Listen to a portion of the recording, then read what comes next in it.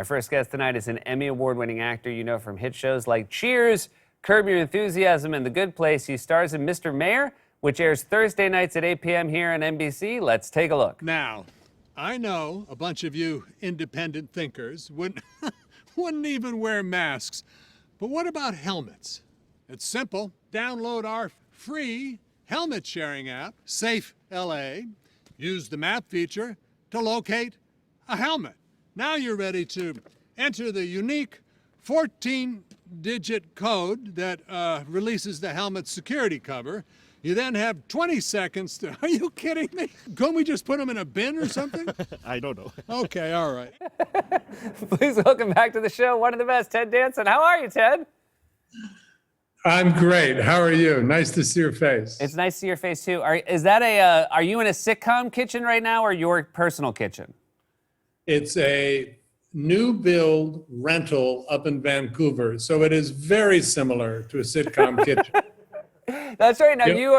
you were in Vancouver, I should say, with your lovely bride, Mary Steenburgen, and you guys seem to work out your schedule very well. That you are not shooting at the same time that often. Yeah, you would think that it'd be more fun to work at the same time and then be able to go off on this wonderful vacation together. But truth is, especially nowadays, it's nice to have one of us home to catch the other, cook and do housekeeping and all that stuff, which I'm actually really good at. You're good at housekeeping in general? Yeah. I have no idea why. My dad used to do it. I find it very satisfying to make something dirty clean. So this is not, by the way, you know my wife, Alexi. This is very much a quality she has that I don't have. But you're claiming this is something that's always been true of you. Yes. Before I could afford a vacuum cleaner, I would go around on my hands and knees picking up, lint and little pieces of something from the carpet. This is really kind of sad. Can we change the subject? No, I'm just happy you finally got that vacuum money. Hey, so I'm also happy, The Good Place ended this wonderful run, tied a bow on a fantastic show, and I think myself, everybody in the industry was very worried that you were not going to land on your feet. And yet, here you are, right away doing another sitcom.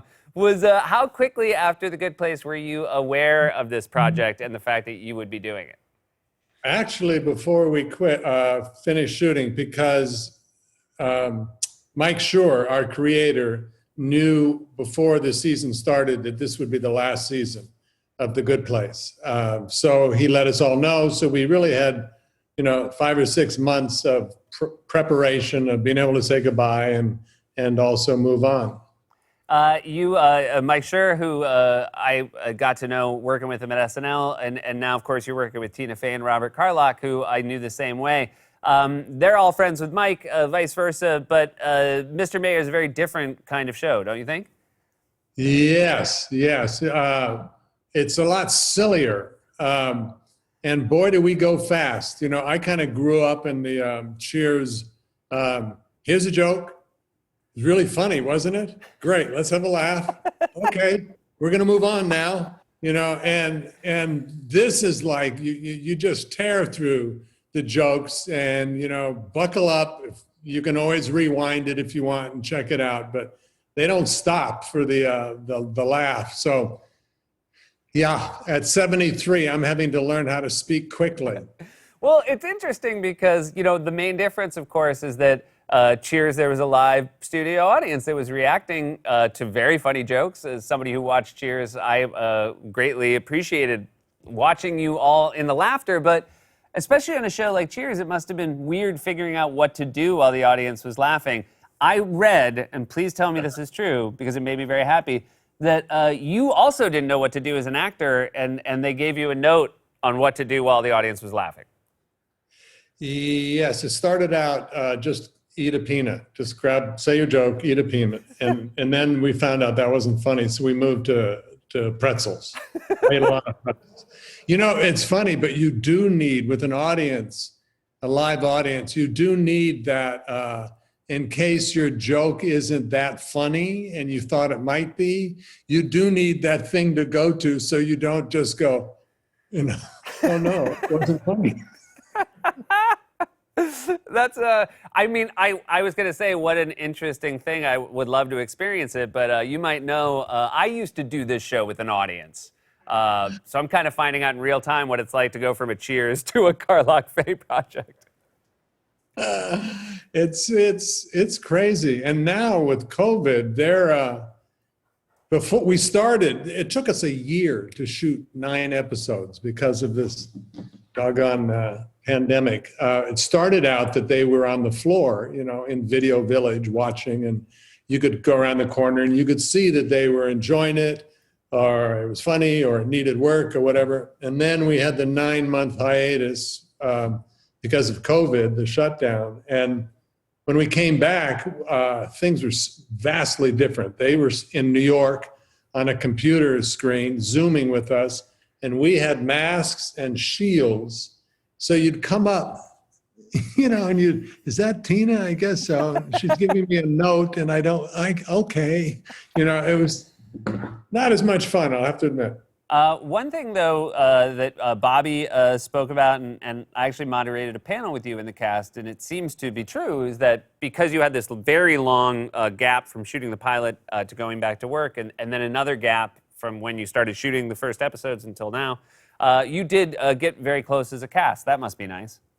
It was very nice. I think the first 3 episodes I know I was just, can I do this? What am I doing? Learn your lines. And then we had that 9 months, and it was, obviously so intensely scary, disturbing, all those things, and being shut-ins that we started to Zoom with each other just for no reason and catch up with each other. And you kind of really learned some, probably you had a deeper cut at who these people were if you hadn't done it. We went through Black Lives Matters, and we went through so many different phases of this astounding, time that we're living in, that by the time we came back, we were much closer. Yeah, I really love these people. It's a wonderful cast. Ted, one of the prices of being as excellent for as long as you have been is that it's impossible for you now to be a revelation, right? Nobody's watching a show being like, who's really funny? Ted Danson. You've established that. Holly Hunter is kind of a revelation. Like, she's so wonderful in this show. I mean, I've seen her be funny before, but to see her be funny on TV like this is just such a delight. Yeah, she's intense in this wonderful way.